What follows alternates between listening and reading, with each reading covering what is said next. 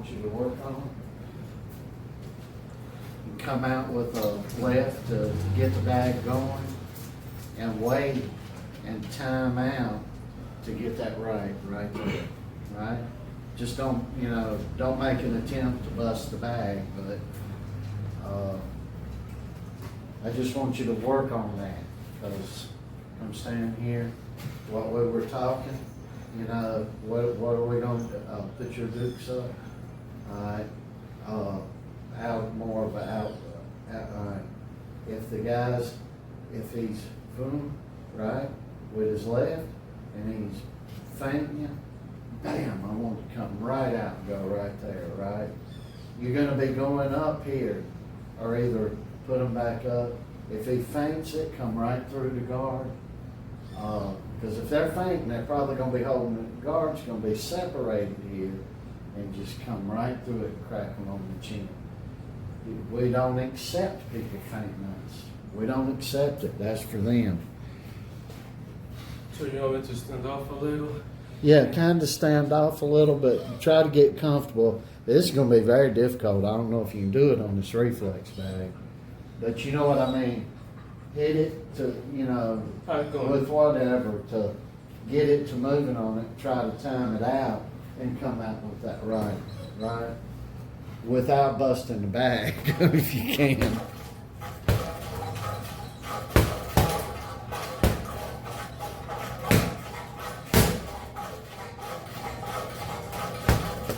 There you go. And you know what you can do to stay in the mode of it?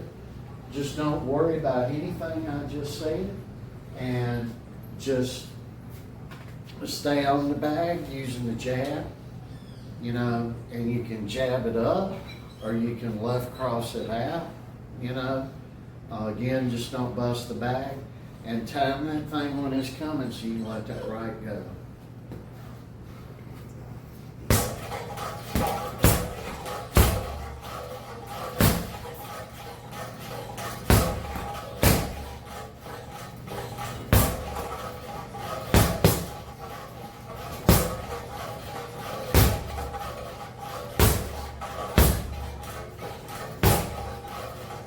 And that's good, because what you're doing here is just actually classic boxing. You're just sticking a jab out on somebody and waiting to unload on that right. Of course, it's hard to do this, folks, on these reflex bags, because he'll snap this spring or burst this bag. Last time he burst the bag, I almost had a heart attack, like a damn cannon going off. I'm getting to where I'm so damn old I can't handle loud pops and such.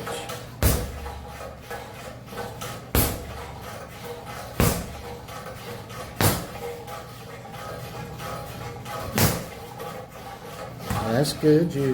You're just mimicking what you're going to do. Of course, you'll do it at a more bigger pace, but you're just practicing what you different things you do, right?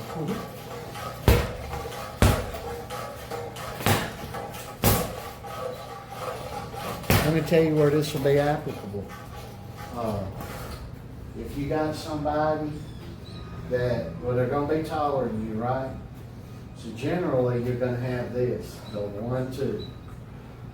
And that they're taller, they're probably not going to be flicking the jab, right? And of course, if they're coming up here with his jab, what you going to do? What does this signify for you to do?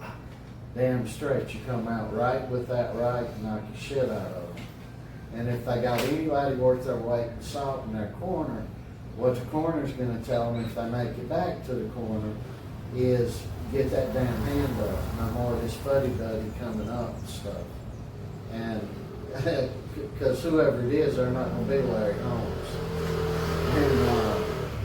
And but they're probably going to be 1, 2-ing on them. So when somebody's doing that, you're just going to be jabbing. You'll be jabbing up probably. And then all this work here is the jab, the jab, the jab. This guard comes higher. maybe you start bringing these jabs over here. I'm just coming over here a few inches. Me, you don't go there, I go there. Maybe, now I am you, but maybe I'm just sticking this thing over there, right? And, or maybe I'm flickering it over here more, to the side. And what's gonna happen is, whichever way you do that, and if you come over a little bit, it's going to draw the guard out. And as soon as that guard gets drawn out where you want it, you're gonna bam, right? You're just gonna bam. And you don't have to fight, you don't have to do much to it at all. Little tweaks with that shoulder. Bam, right? And, or a little movement with a hand, whatever you think they're gonna see good to, and then you pop them. And then of course, see, we're wanting to do what we want to do to the other guy, but we never want nobody to do nothing to us. So if somebody comes out here fainting to draw you out, we're gonna draw out right quick. Then when they feel this power, they're gonna say, nah, I ain't doing that no more. You know, you trust me on that. I know how your punching power is, you know. You take a 6'5" guy, it's 245, 250 pounds, and you hitting them, and they can't take it. Nobody else is gonna be able to take it.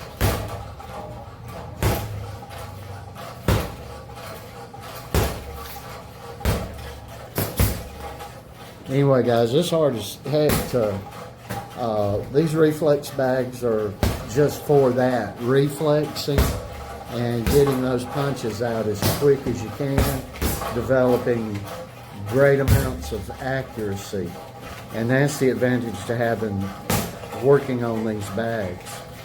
Of course, if you got a loose enough spring on them, those springs where you just hitting it and then you're moving your head back and forth 4 to 6 inches, that'll help you, but when they're looser springs like this, they'll work you so much better, working on a plethora of different things.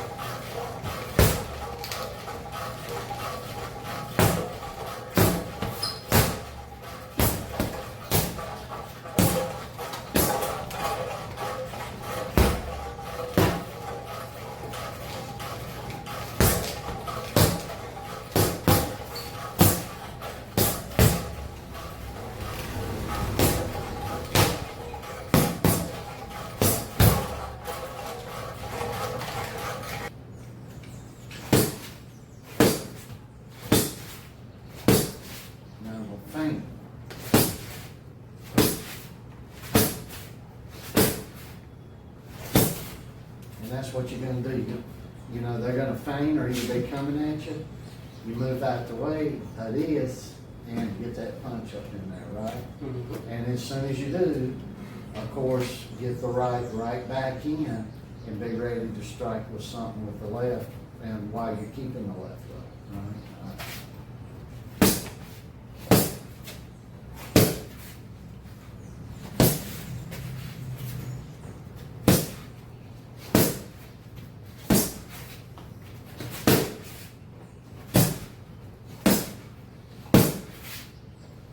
That's pretty good. Now just take me and give me some powder puffs. Just speed.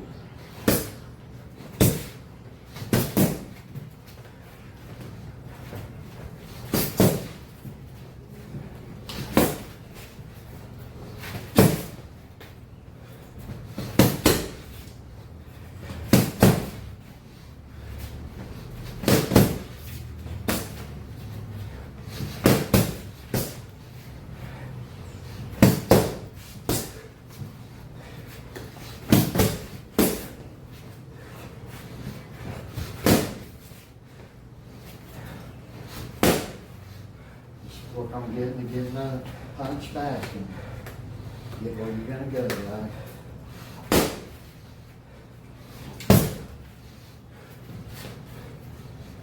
Here's what I want you to do. I want you to, when you got it up like that, if I got a high hook for you, where you hook into the face, I want you to come around with it like this. I want you to, boom. You're kind of pulling it and telegraphing it a little bit and sticking it in there. So just go with the right hook to the face.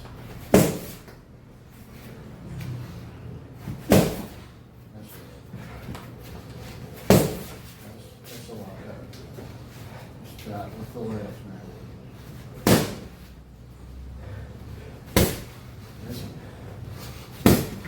That's good. You kind of, I don't know for lack of a better word, but you kind of pawing it out. But do what you got to do to keep the power on it. Because as long as you keep that head moving, it'll do you justice.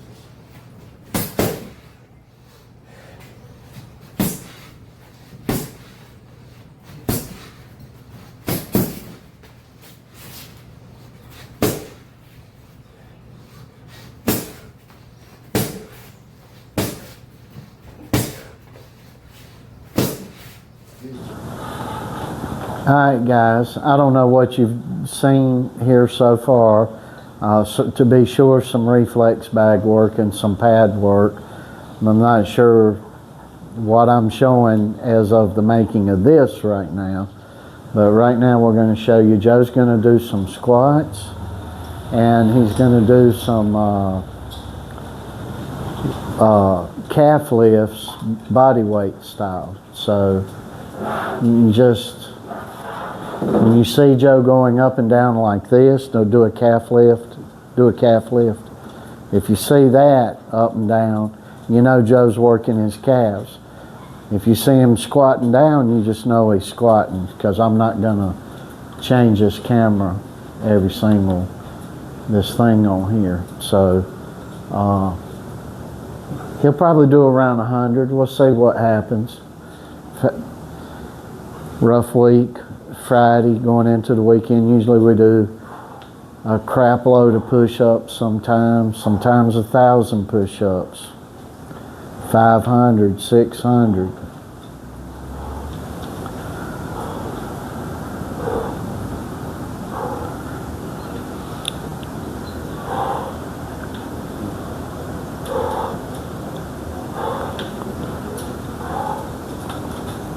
The United States is drawing near. The time is getting so close now. And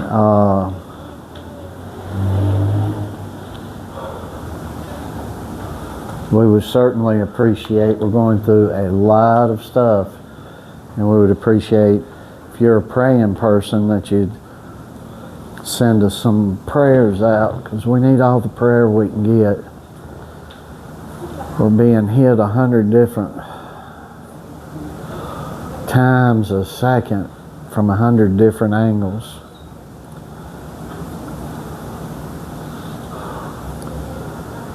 So if you're looking at us and you see any work that I put up and choose to show with Joe, we've lost maybe, I don't know, a year, maybe a year and 2 to 4 months just in not having people to spar, and these boxing leagues down here not allowing Joe to compete since he turned, I guess it was 14. So when we get back to the United States, hopefully you guys are going to see everything tighten up a bit, and some things that only sparring and other things will be able to help. So, and of course I'll be able to get some help if I have him in the boxing gym there. It'll be people that should have some good knowledge in the sport to be able to help out as well. So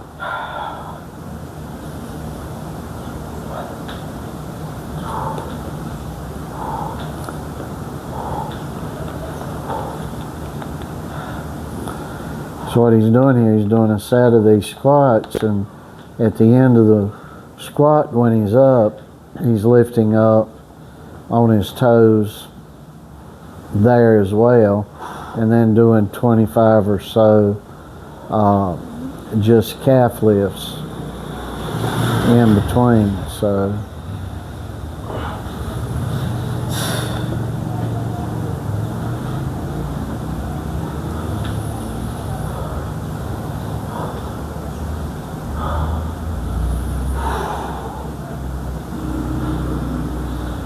and this will work you, and you need to, if you're a boxer, you should be doing this. This should be something that should be a staple, should be stapled to your envelope of things that you do.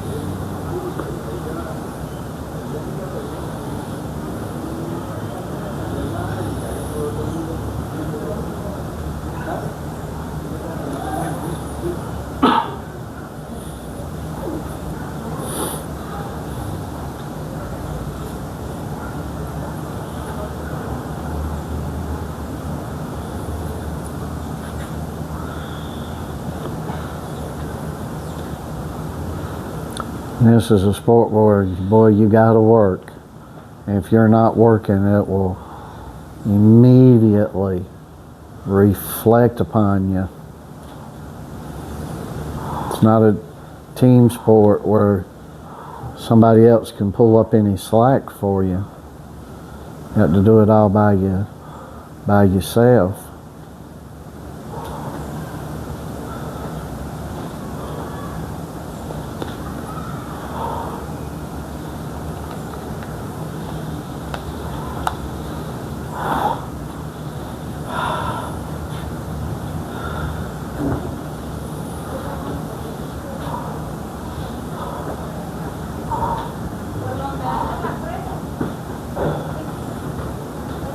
That looks so hard, Joe.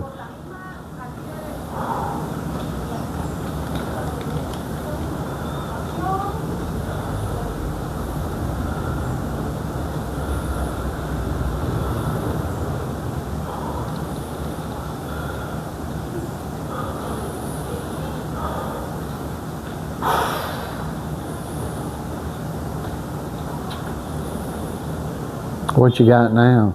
75 squats in. Good job. 100. Just when you get to 100 of the squat, stop. Okay.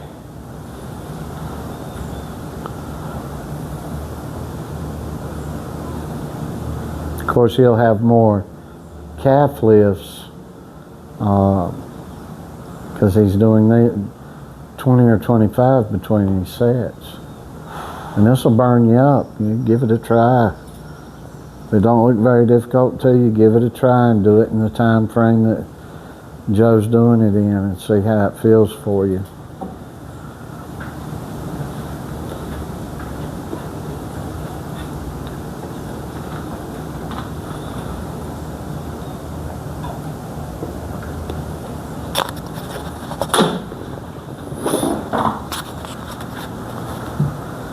And of course, you got to keep yourself very hydrated and whatnot.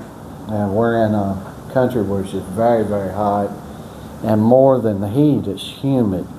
So right now, it's not as hot as it normally is in degrees, but it's humid. 80-90% all the time. 180 or 80 is like the lowest. between 80 and 100% constantly, the humidity.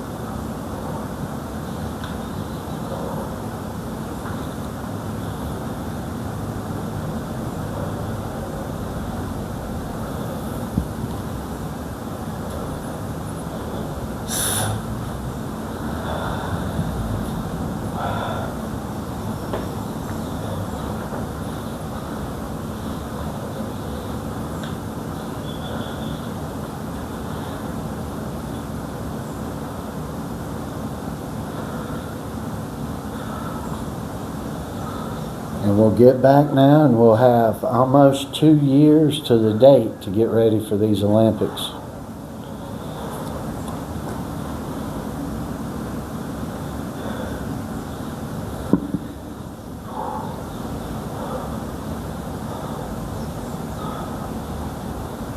Okay, that's 100. Squats.